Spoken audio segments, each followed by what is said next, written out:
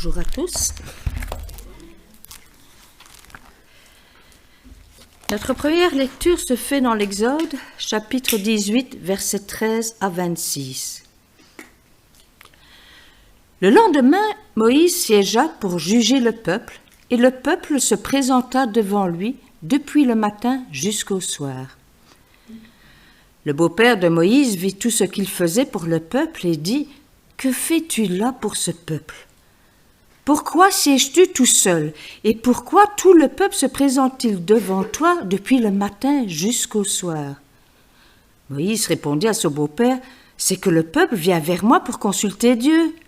Quand ils ont une affaire, ils viennent vers moi.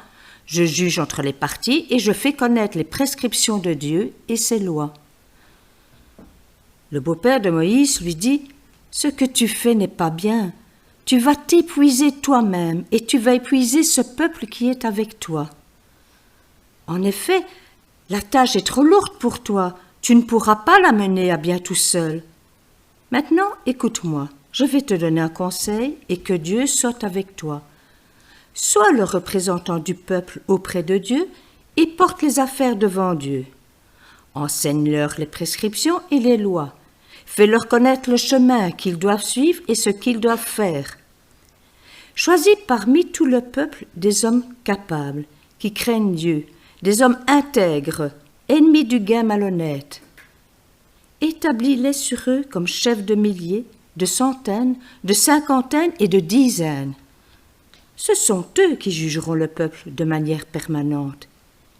Ils porteront devant toi toutes les affaires importantes et jugeront eux-mêmes les petites causes. Allège ta charge et qu'ils la portent avec toi. Si tu fais cela et que Dieu te l'ordonne, tu pourras tenir bon et tout ce peuple parviendra en paix à sa destination. » Moïse écouta son beau-père et fit tout ce qu'il avait dit. Moïse choisit parmi tout Israël des hommes capables et les établit chefs du peuple, chefs des milliers, de centaines, de cinquantaines et de dizaines. Ils jugeaient le peuple de manière permanente. Ils portaient devant Moïse les affaires difficiles et jugeaient eux-mêmes toutes les petites causes. Notre deuxième lecture se fait dans le livre des Actes, chapitre 6, versets 1 à 7. À cette époque-là, alors que le nombre des disciples augmentait, les hellénistes murmurèrent contre les Hébreux parce que leurs veuves étaient négligées lors des distributions quotidiennes.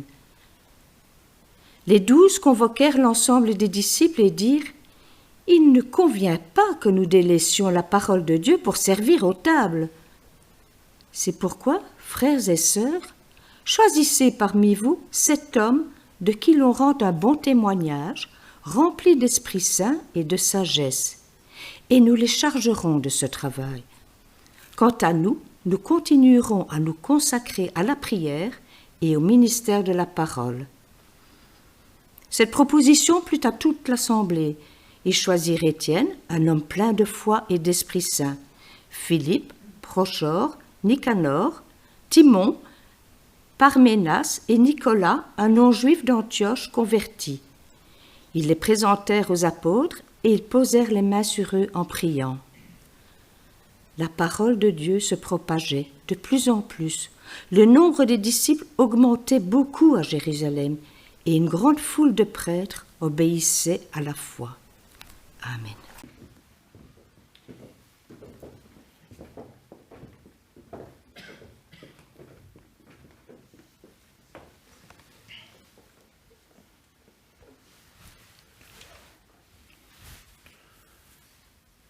Au moment des grandes compétitions de football, que ce soit la Coupe d'Europe, la Coupe du Monde ou d'autres coupes qui se passent chaque année, et pas uniquement dans ces périodes d'ailleurs, on voit bien des jeunes et des moins jeunes arborer fièrement la vareuse, le maillot de leur joueur préféré. Alors certains présentent un beau numéro 7, vous savez de qui je parle ? CR7, vous connaissez ? Cristiano Ronaldo ? Alors, pensez pas que je sois un très grand connaisseur. Hein. Un autre numéro, le numéro 10. Lionel Messi. Ouais, il y a quand même des connaisseurs dans la salle. Alors bien sûr, les Belges ne sont pas oubliés, hein, des De Bruyne, Lukaku, Courtois, etc. Les autres, moi, je ne suis plus en état de vous les dire.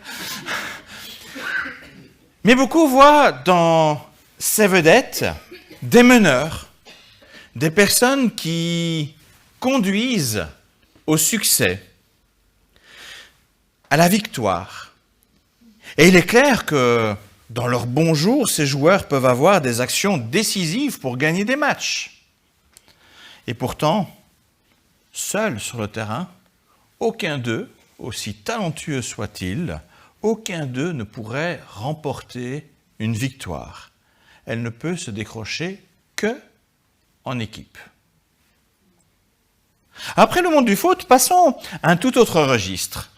La semaine dernière, durant cette semaine, c'était jeudi, nous avions la fête de la Réforme. C'était l'occasion pour les protestants de remettre en lumière des figures comme Luther ou d'autres grands réformateurs. Sans le vouloir, ces réformateurs sont aussi devenus des vedettes, dont certains se réclament. Je suis luthérien, disent les uns, je suis calviniste, disent d'autres. Ce n'est pas vraiment nouveau. Déjà, dans le Nouveau Testament, on apprend que certains se disent de Paul, d'autres d'Apollos. Vous connaissez le texte en 1 Corinthiens 3. Ces appellations sont données comme si nous dépendions de ces responsables, de ces vedettes de la foi. Bien évidemment, nous pouvons rendre grâce à Dieu pour les serviteurs et servantes aux charismes plus marquants qui ont servi ou qui servent l'Église.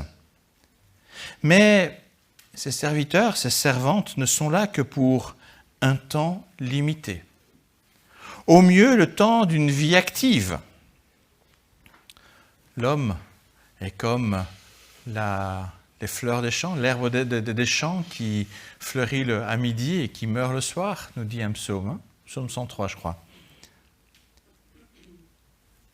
Or, l'Église doit se penser sur le très long terme, se structurer pour tenir bon, même quand certaines personnalités plus marquantes ne sont plus de ce monde. Israël devait survivre à Moïse. L'Église devait survivre aux apôtres. La Réforme devait survivre à Luther. Et l'Église doit continuer à survivre à ces personnes qui marquent une période et un lieu. L'Église ne se résume certainement pas à un serviteur ou une servante, aussi doué soit-il par la grâce de Dieu. C'est avant tout une unité voulue par Dieu, regroupant tous les chrétiens de tous les temps autour du Christ ressuscité. Et cela impose une stratégie de fonctionnement. On n'arrivera pas à cette unité et à perdurer cette Église sans une certaine stratégie, sans penser à long terme.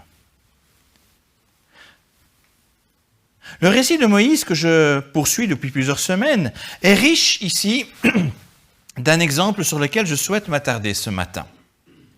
Après sa fuite d'Égypte, Moïse avait trouvé refuge dans le clan de Jéthro, dont il a marié sa fille Séphora. Et 40 ans après cette première rencontre, Moïse est retourné en Égypte, envoyé par Dieu pour libérer le peuple.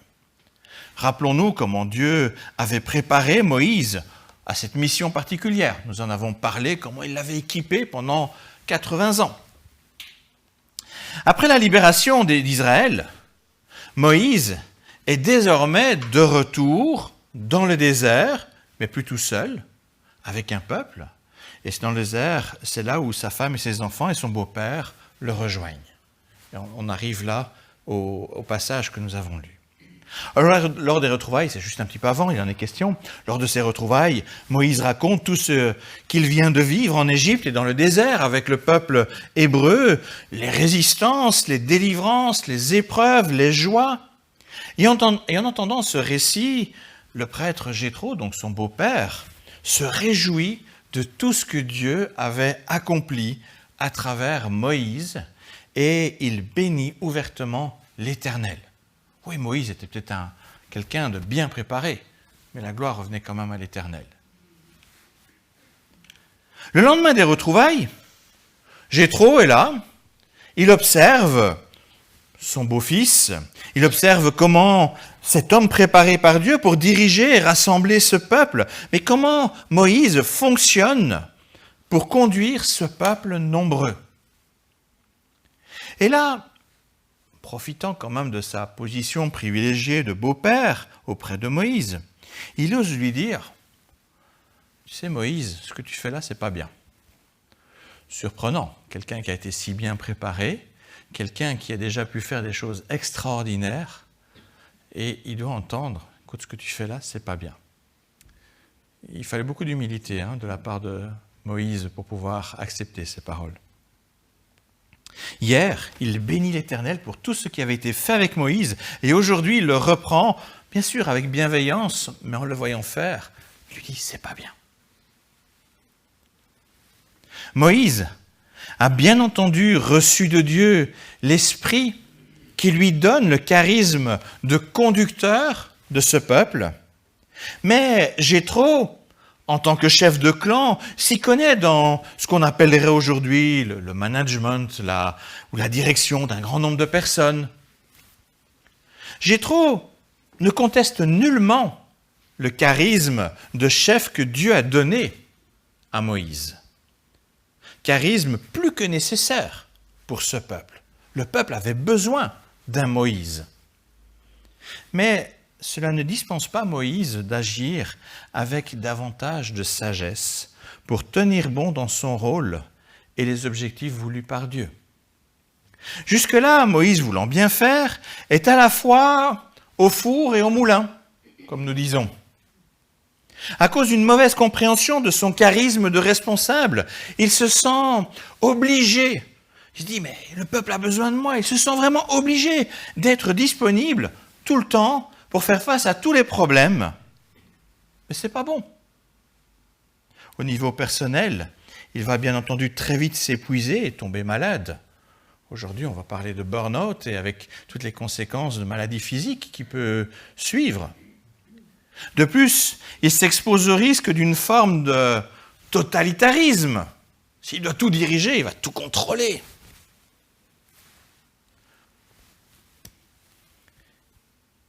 Il pourrait être poussé par l'orgueil de sa position. Au niveau du peuple, de la communauté, la façon de faire de Moïse va rapidement avoir comme conséquence de créer des grosses frustrations. Car immanquablement, Moïse ne pourra jamais répondre seul à tous les problèmes. De plus, Moïse ne permettrait pas à ce peuple de se structurer pour continuer à fonctionner valablement, même quand il serait malade ou plus là. Moïse a le droit d'être malade de temps en temps. Comment on fait? Comment le peuple fait à ce moment-là? En prenant tout sur ses épaules, il empêche par ailleurs d'autres de manifester les dons qu'ils ont reçus de Dieu pour le bien du peuple. On retrouve, vous l'avez entendu, les mêmes problèmes dans le livre des Actes, dans le cadre de l'Église naissante. La croissance de l'Église est telle que les apôtres ne peuvent plus répondre à tous les besoins. Cela engendre, on le voit vite, des frustrations parmi certains groupes qui se sentent délaissés. Les apôtres étaient des juifs et il y avait des non-juifs dans l'Église et ils se sentaient un peu délaissés, ils sentaient qu'il y avait une petite tension. Les différences culturelles, ce n'est pas toujours évident à gérer, il faut en tenir compte. Une crise est nécessaire, il y a des bonnes crises. Et là, l'Église vit une bonne crise. Une crise est nécessaire pour apporter la première réforme de l'Église. Avec la nomination de diacre, un diacre, diakonos en grec, c'est un serviteur, la nomination de diacre de sorte que les apôtres se focalisent sur leur mission, la prière et l'enseignement. En agissant de la sorte, Les apôtres s'inspirent probablement des conseils de Jéthro, qui suggère à Moïse de déléguer les tâches de sorte qu'en tant que responsable, il se concentre lui aussi sur l'intercession, la représentation devant Dieu, donc la prière, et l'enseignement nécessaire pour le peuple, de sorte qu'il puisse évoluer de la meilleure façon. C'est ainsi que Moïse structura les tâches dans le peuple en nommant une série de responsables pour des tâches plus raisonnables, de taille plus normale, selon les capacités telles que reçues de Dieu. Certains sont chefs pour 1000, ça ne veut pas dire qu'ils vont gérer tout pour 1000, hein. C'est-à-dire qu'ils vont gérer des affaires plus importantes pour des plus petits groupes de 100, de 50, de 10. On a à chaque fois des personnes qui sont là. On travaille ensemble. Grâce à cette répartition des responsabilités, Moïse a pu tenir longtemps dans son rôle sans se tuer à la tâche. Son enseignement en fut d'autant plus efficace. De plus, le peuple a pu découvrir en son sein des personnes capables de servir au bien-être du peuple. Et petit à petit, guidé par l'enseignement de Moïse, le peuple, avec ses divers responsables, s'est structuré et a appris à fonctionner selon les commandements de l'Éternel, malgré la grandeur de ce peuple. Alors bien entendu, Moïse a laissé une empreinte forte dans l'histoire d'Israël. Même Jésus parle de son enseignement en parlant de la loi de Moïse. Ah, c'est un nom qui est connu. Le charisme de Moïse a surtout été sa capacité à recevoir la loi de Dieu pour la transmettre de façon durable au sein du peuple pourtant réfractaire. Nous l'avons vu, ce n'était pas un peuple facile. Et pourtant, cette loi est restée. 15 siècles, au temps de Jésus, on parle encore de la loi de Moïse. Il a fait du bon boulot pour transmettre cette loi. C'est un peu le même charisme donné par l'Esprit Saint que nous retrouvons chez Pierre, Paul, Luther ou Calvin. Profondément attachés à Dieu et à ses paroles, ces hommes ont laissé une empreinte importante sur l'Église en se focalisant sur l'enseignement et laissant à d'autres le soin de gérer la structure et les besoins connexes. Ce que l'Esprit a accompli avec ces hommes fut tellement efficace que même encore aujourd'hui, nous bénéficions encore de leur travail.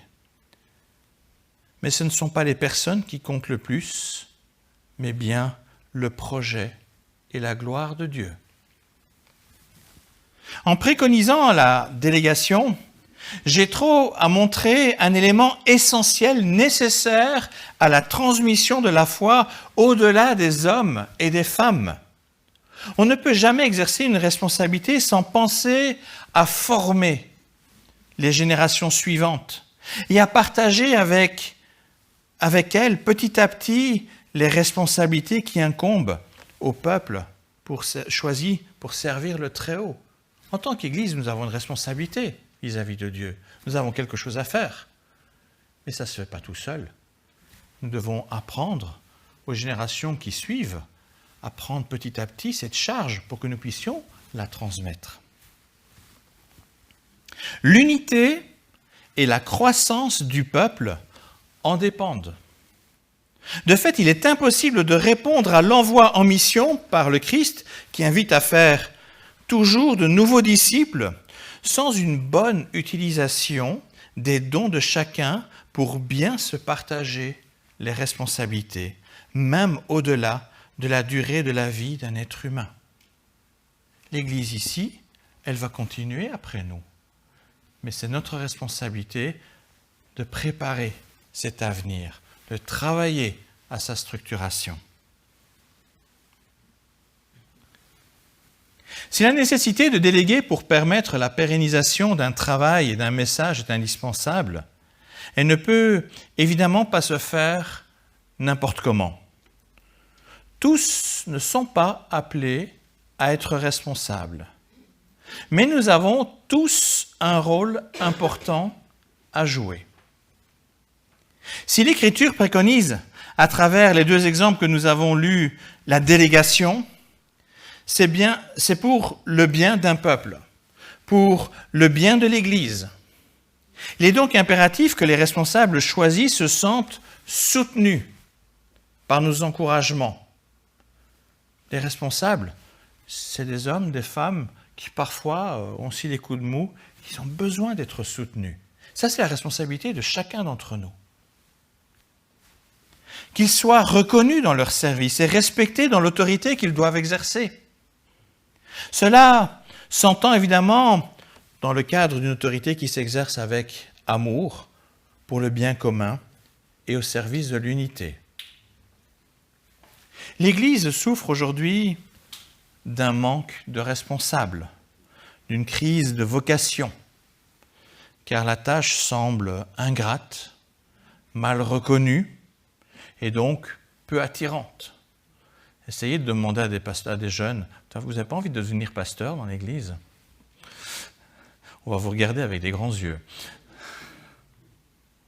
Par nos encouragements, par notre soutien et notre respect, témoignons à celles et ceux qui s'engagent de l'importance à nos yeux de leur service pour le projet de Dieu. Ne méprisons pas les nouvelles générations. Au contraire, ayons le souci de les soutenir, de les affermir dans leur foi, afin qu'ils soient au moment opportun solides pour le service. Outre la prière pour que Dieu suscite des responsables pour son Église, demandons également au Seigneur le discernement. Dans les 2 récits que nous avons lus, où il faut choisir des responsables, nous retrouvons de précieux critères pour aider dans le choix. Alors regardons d'abord les critères donnés par Jéthro à Moïse. Premièrement, il invite à choisir des personnes capables, soit parce qu'elles ont de l'expérience, soit parce qu'on discerne la préparation que Dieu leur a donnée pour telle ou telle responsabilité, comme ce fut le cas avec Moïse. Moïse n'avait pas l'expérience, mais Dieu l'avait préparé pour ce qu'il devait faire. Et heureusement que l'expérience ne doit jamais être le seul critère. On serait vite bloqué. Mais Dieu connaît les besoins de l'Église et il veille à préparer des personnes pour répondre à ces besoins. Il revient à chacun, à chacune, de discerner les bonnes personnes à la bonne place. Deuxièmement, Jéthro insiste sur le fait qu'il faut des personnes craignant Dieu, non pas dans le sens de la peur, mais dans le sens d'un profond respect pour la personne de Dieu et sa parole. Un responsable n'agit pas de lui-même, mais guidé par ce qu'il connaît de son Dieu. Cet attachement à Dieu permet de maintenir l'unité et surtout la pérennité de la bonté de l'Éternel au-delà du temps de l'engagement personnel. On retrouve ce lien dans le psaume 103 que j'ai déjà cité tout à l'heure. L'être humain, ses jours sont comme l'herbe, il fleurit comme la fleur des champs. Lorsqu'un vent souffle sur elle, elle disparaît et la place qu'elle occupait ne la reconnaît plus. Mais la bonté de l'Éternel dure d'éternité en éternité pour ceux qui le craignent. Troisièmement, le beau-père de Moïse insiste pour que les personnes choisies soient des personnes intègres et ennemies des gains malhonnêtes. L'exercice de l'autorité ne peut se faire pour des intérêts personnels, mais bien comme un véritable service, diaconos, des serviteurs, des servantes, un véritable service pour l'ensemble. Dans l'exercice de l'autorité, il ne peut pas y avoir de petits arrangements personnels. L'autorité ne sert pas à ça. l'autorité, elle doit être exercée pour le bien de tous, avec amour pour tous. Alors j'ai envie de rajouter quand même à ces 3 critères un élément qu'on constate chez Moïse, qui est quand même important, la capacité à écouter les conseils d'autres personnes. Si Moïse a pu faire ce qu'il a fait, ce changement, c'est parce qu'il a aussi été attentif à ce que Jéthro lui a dit. Et ça aussi, c'est une qualité, me semble-t-il, nécessaire pour un responsable. C'est un facteur d'unité et de qualité qui permet d'éviter des dérives.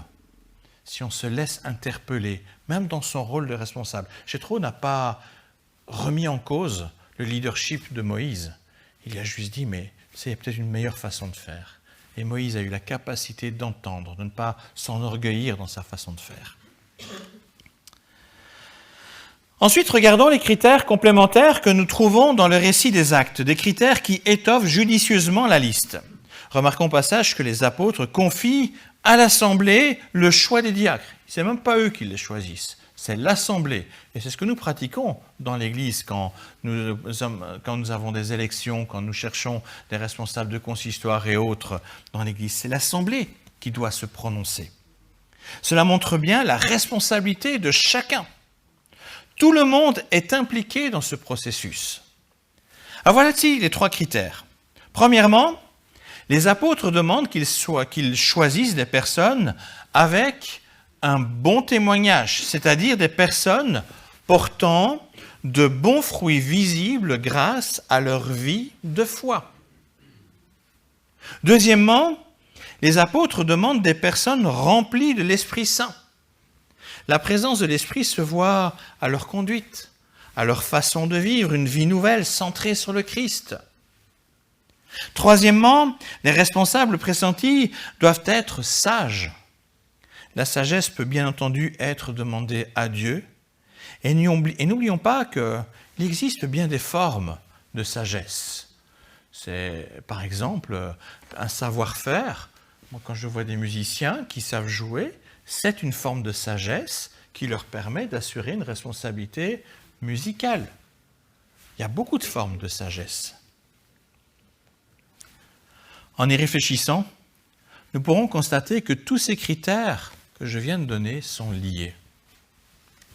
Ils dépendent tous de l'œuvre formatrice et transformatrice de l'Esprit Saint dans la vie du chrétien. Alors, il y aurait encore beaucoup de choses à dire sur ces 2 textes. Je souhaite néanmoins tenter une conclusion avec des pistes concrètes pour nous dans notre Église. Et je m'adresse d'abord à l'ensemble de la communauté. Tout d'abord, je rappelle que même s'il est question de choisir des responsables, c'est l'affaire de tous. Comme le suggère le titre de la prédication, tout cela doit se faire avec toi, avec chacun d'entre nous. Nous avons tous besoin de discernement pour encourager les personnes capables d'assurer les responsabilités dans l'Église. Deuxièmement, c'est une responsabilité collective que de préparer les jeunes générations à grandir dans la connaissance de Dieu et dans la foi. De la sorte, elles seront aptes à éventuellement assurer des responsabilités dans la structure en restant attachées à l'Église du Christ. Pour répondre à la crise des vocations, vous savez où il faut commencer à travailler ? Dans les familles.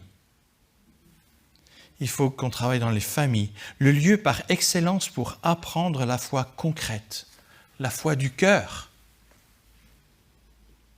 Troisièmement, c'est également le rôle de tous d'encourager, de soutenir et respecter les responsables qui sont reconnus ou encore à découvrir.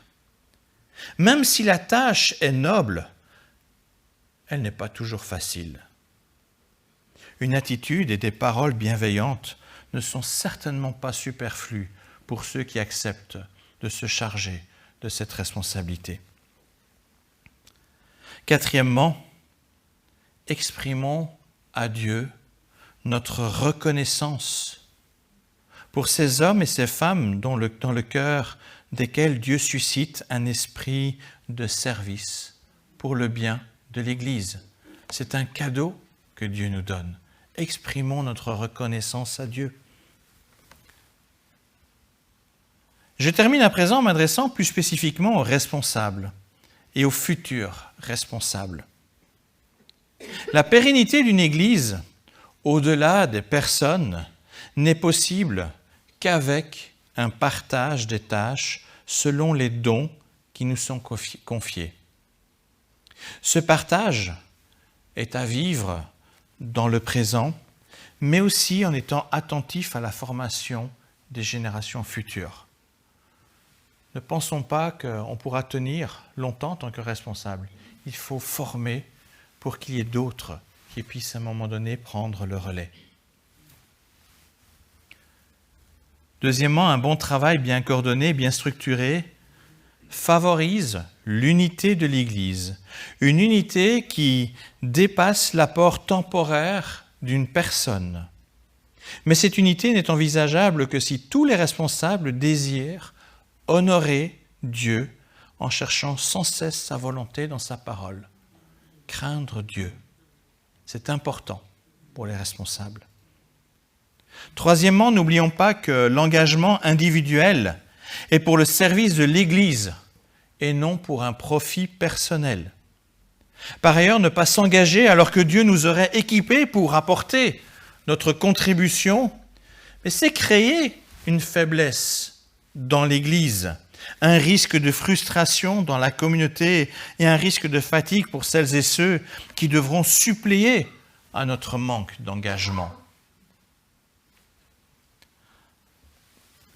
Dans un rôle de responsable, ou pas, c'est avec toi que Dieu veut poursuivre la construction de l'Église et la préparer au retour du Seigneur. Alors ne soyons pas sourds à son appel et agissons pour la gloire du Christ. Amen.